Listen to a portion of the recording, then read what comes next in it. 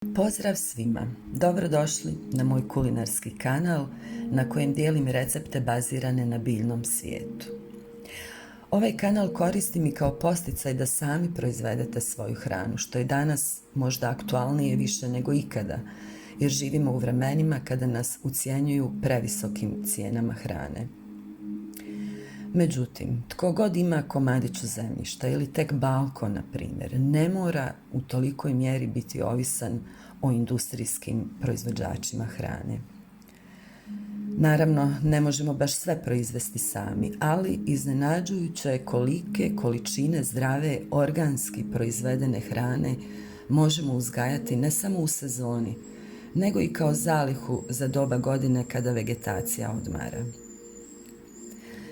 Danas vas vodim prvo u svoju garažu gdje pripremam sezonu sjetve, dakle prvo razvijam biljku iz sjemena, a onda vas vodim u svoju bašticu, to je nekih 60 do 70 metara kvadratnih. Vjerojatno su mnogi od vas već i počeli, a oni koji nisu, možda vas inspiriram da se na ovaj način odmarate i zabavite, jer zaista veliko je zadovoljstvo odnjegovati nešto od sjemena do ploda.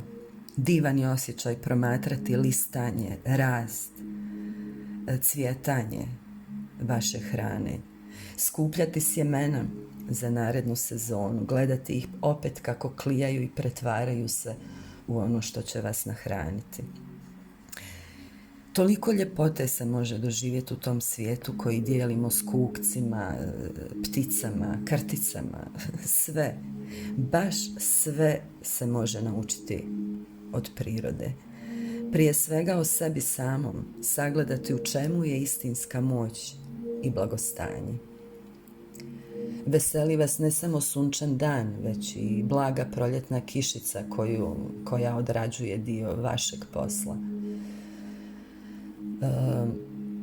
Puno više o tehnikama organske sjetve hrane možete čuti na kanalu Trag biljke. Ja sam godinama zapravo u ovom hobiju, da tako kažem. Međutim, zadnjih par mjeseci sam dosta toga naučila od Biljane. Dakle, i uvijek se može naučiti nešto novo i primijeniti neku novu tehniku koja će vam olakšati rad u bašti, podići produktivnost biljke. A ja vas sad vodim u jednu kratku brzinsku šetnicu kroz moju baštu iz koje uzimam, pa mogla bih reći, oko 70% namirnica koje koristim u svojim receptima.